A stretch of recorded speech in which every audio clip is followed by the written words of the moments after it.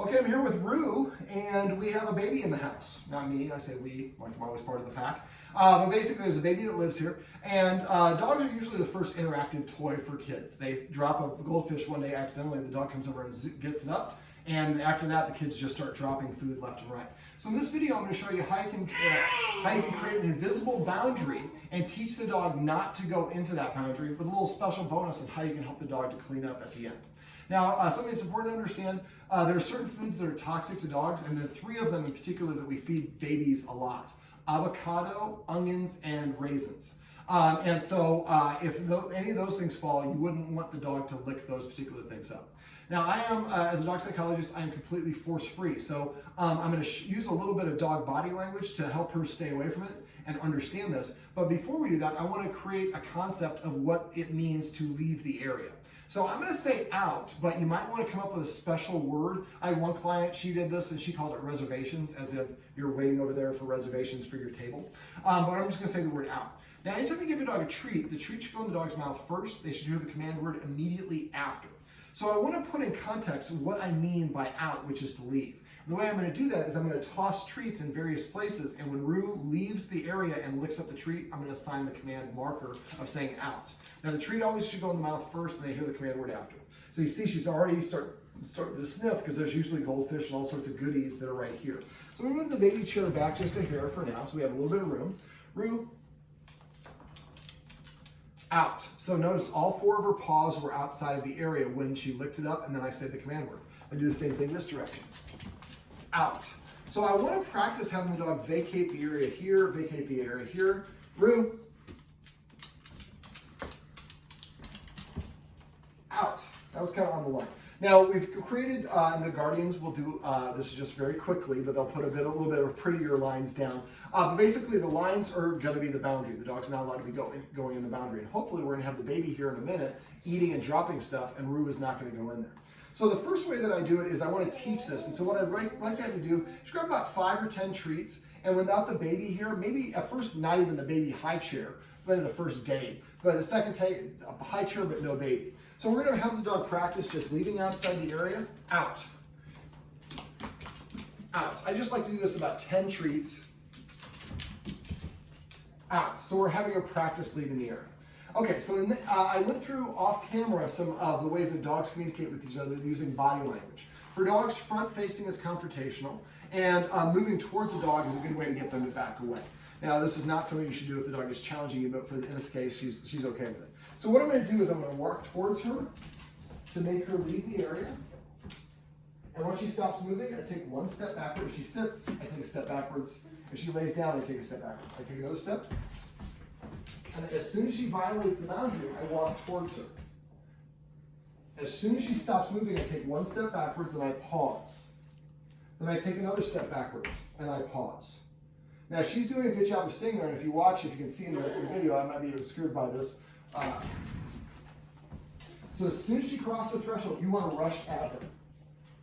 Now, what I was going to show you is her tail is curled. As she gets less challenging, it's going to start relaxing. So I'm only going to react if she crosses the threshold. I take a step back, pause. Never move away when she's moving. That implies giving up territory. Now, she doesn't know what we're doing yet. Sat down, now I was going to step back anyways, but anytime she sits or lies down, you want to take a giant step backwards. I take another step backwards. Now I'm going to make it a little bit more challenging. We want to practice without having the baby here first.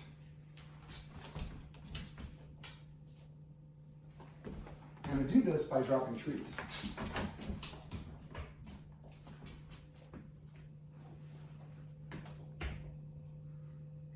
I'm waiting for her to look at me. There we go.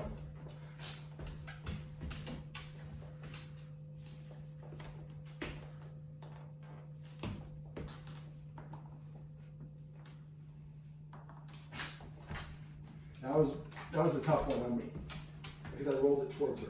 And because this is a little bit tight area, I would probably have this line go all the way to here. So she's not allowed to be on this landing. Just this is a kind of a little bit of a hard spot right here. We just kind of did this one just a second ago. Let's make it a little bit more challenging.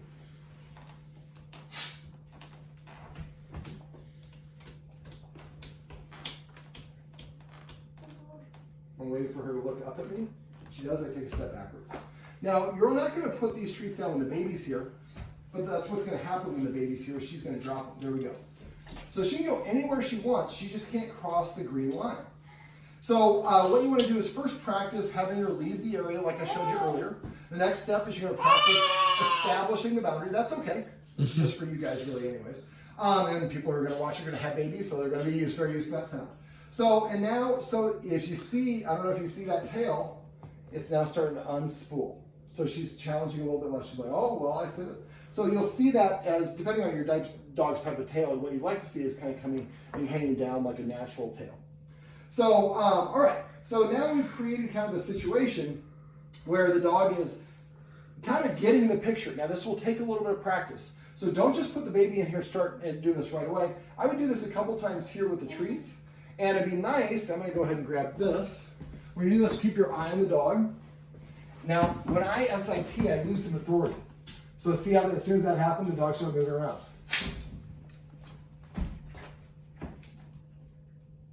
So she's not sure. She interpreted my sitting down as, oh, we're done with this exercise, I can come and get the treats. So I'm correcting and helping her understand that's not the case. Take a step back, and I pause. Step back, pause. Step back, pause, and then I sit down as its own step. See that tail will start wagging? Oh, he's being less authoritative. Maybe we're getting closer to me getting the treats. Okay, so what we're going to do here in a second is I'm going to pick up these treats when we're with the baby here, and we're going to let the baby do what the baby does and drop some treats. Now, at this point, I'm going to be policing, so I'm going to have to walk around the baby, the high chair. This is why you want to start off doing this without the baby there, so that way you can move a little bit quicker and we're not going to bump into the baby. Now, eventually what we'd like to do is we'd like to have the dog be able to come into this area and help us clean up. But we don't want the dog to get the avocados, the grapes, the raisins, because those are toxic to dogs. So what we're going to do is we're not going to have those present. Well, let's say that the baby is eating something and has a bunch of those. That's fine. So go ahead and walk towards her. And walk towards her. So make her walk that way. So the baby dropped a little piece like right there. And just keep walking towards her and make her vacate the area. There you go. Perfect. Keep going. Let me help a little bit. Yes, thank you. In days of coronavirus, I'm trying not to touch anything myself. Okay, go ahead and take over. Walk towards her. And the dog's going to challenge because she really wants this stuff and she's used to just going, when the baby drops stuff, I go get it. And that becomes self-rewarding and validating. So eventually what we're going to do is we're going to practice at least a couple times with no baby there, but the baby chair, and we're dropping the treats or the Cheerios or whatever it is the baby's having. Now, once we actually are doing this for live and we have, let's say the baby has some avocados, grapes, and raisins, and they drop those. Well, we don't want the dog to get those. So what we're going to do is the dog's not going to be allowed to come in here until we give the command word. So let's say the baby gets done eating, we pick the baby up, go put the baby down or wherever it is. We're going to come in here, we're going to pick up all of the avocados, grapes, and raisins, but there's still going to be a bunch of goldfish and Cheerios and puffs and whatever else is there. Well, then what we're going to do is we're going to create a command word to eat these things. So then what we'll do is we'll go ahead and invite the dog to come in, and careful, she might try to get some of those. And every time the dog licks up the treats, the client I've done this before, she calls it housekeeping. So every time the dog licks up the treat, she says housekeeping. So the dog thinks housekeeping means I get to go eat those treats, but I can only eat those treats when I get the command word. So what the guardian actually did, she fed her kid, she did this to show off with her friends. She practiced this a bunch, she had the baby there, her friends are here, they're kind of hanging out and doing their thing, and the baby threw all this food on the ground, they were like, wow, that's amazing, the dog's not going, and she picked up the tape at this point, the dog knew where the boundaries was. And she goes, that's amazing, the dog's not doing that. She goes, yeah, well, I had a dog psychologist come, I had dog-gone problems, he hooked me up. And then she got done, she picked the baby up, went and put the baby away, and the friends were marveling that the dog didn't come in here. She came in here, picked up all the avocados, grapes, and raisins, sat down at the bar with her friends. They started, just drinking some coffee and talking. Her friends were like, wow, you've really mellowed out. You used to be so anal about everything. You couldn't allow to have food on your floor like that. And she's like, oh yes, housekeeping. And the dog came up and licked up all the goldfish. So now the dog can help you by cleaning up the stuff that you don't want to clean up. We take away the stuff that's toxic, and it's a funny word. Housekeeping means the dog, now I have permission to cross the line and to get the food. All right, so now what I'm going to do is I'm going to take these up, and we're going to go ahead and put the baby in. And I'm going to practice as if when we have the baby in there, because that's the whole point of this. Or we put this kind of in the middle of it if we can, once you get the baby situated. And so we want to have, I usually like to have about 2 or 3 feet on either side of the baby. The table there will work. Now, be careful if you have a little dog, because sometimes little dogs will just go right underneath that table. If that's the case, then you might want to do it in an area where the big dog can't get underneath there, because they'll use that to their advantage. All right, so we get the baby. There we go. Get those hands up there. There we go. All right, so let's give her the puffs, and let's pull the baby chair out about 2 feet this way, so it's not so close to the boundary here.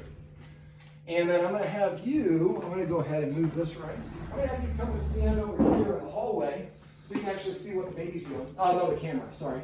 And you can go over there and kind of do what you want to do. There we go. And let's go ahead and I'm going to have you do this. So I'm going to have you grab the puffs. And I'm going to go over and put a couple more on your babies, and then just go ahead and put a couple in your hands and hold it up like this, and just let them rain on the floor in front. There you go. If the dog comes over, you would march quickly. You'd do the hissing sound, and you'd march, and you would stop enforcing at the line. So normally, if this is the case, Rue is not laying down far away, correct? Right. So, all right.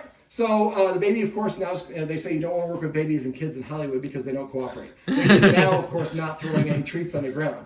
But that's going to happen. And so that's why go ahead and pick a couple more up and just kind of don't say Rue's name, but make sure she can see it. Yeah, shake it a little bit. And drop a couple there closer, but not across the line. And there you go. And then I'm going to have you come around. Why don't you grab a seat on at the bar over there? When you sit down, remember you're going to lose some perceived authority. There we go. And Rue isn't even getting up.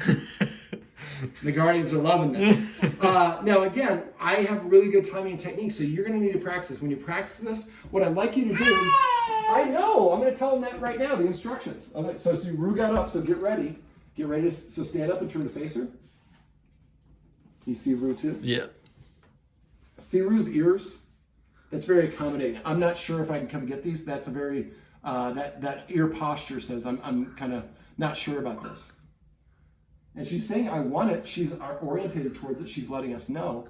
But the great thing about this, instead of using like a shock collar or a punishment or anything like that, we're teaching the dog what we want her to do.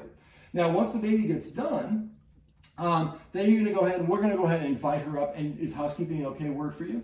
So let's go ahead and pick her up out of the high chair now. I want more of these.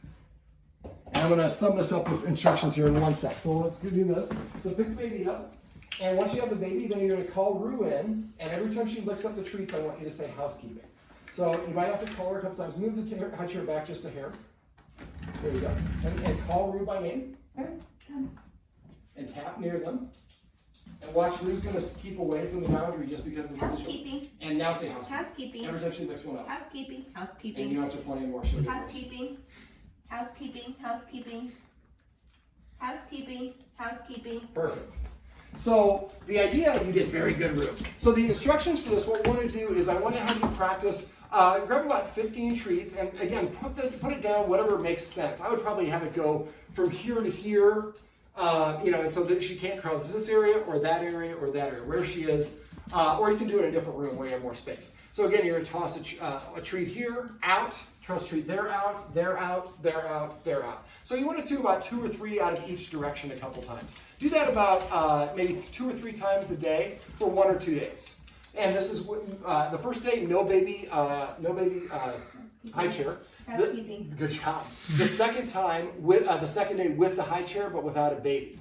The third day, you're going to put the baby in there and actually feed the baby. But before you do that, make sure you tell the dog out. And if the dog ever goes out on its own, then we're going to go and give the reward. So now I get the reward for leaving and vacating the area. Then what we're going to do is when you have the time, you're going to put the baby here, give it, and I would do this without the avocados and stuff at first, because the dog is still going to want to try to come in. Once Rue starts laying or sitting outside the boundary and is not trying to challenge you anymore, then I would start giving the grapes and the raisins and stuff we're normally going to give. And then the baby gets to do the thing, and the baby you'll find is going to stop dropping those treats quite so much because now the dog doesn't come over and get them. It's not as much fun. So you don't have to worry about wasted food as much. And then eventually, when the baby, if the baby does accidentally do that, you pick up the grapes, raisins, and avocados. And then when the baby goes away, you say housekeeping. Now, I would delay the housekeeping. Don't do it as soon as you take the baby away, because otherwise the dog's like waiting and like gonna pounce. So put the baby away and then wash things up and wait about 5 seconds. First time, then maybe 10 seconds, 15. You want to gradually increase that duration until eventually, it's just a bunch of stuff is here and you guys are eating dinner and then you get done eating dinner and then you say housekeeping and then Rue comes and licks all those things up. Rue, you did very good, sweetheart. Come here. Let's show everybody how pretty you are. She's a doodle. Isn't that amazing? She looks just like a lab to me except for the tail. Well, this is Rue. That's a down. I'm David, and this is some tips and tricks you can use if you have a dog that likes to invade the baby's space and try to steal their food, teaching them to stay behind a boundary and then to clean up afterwards.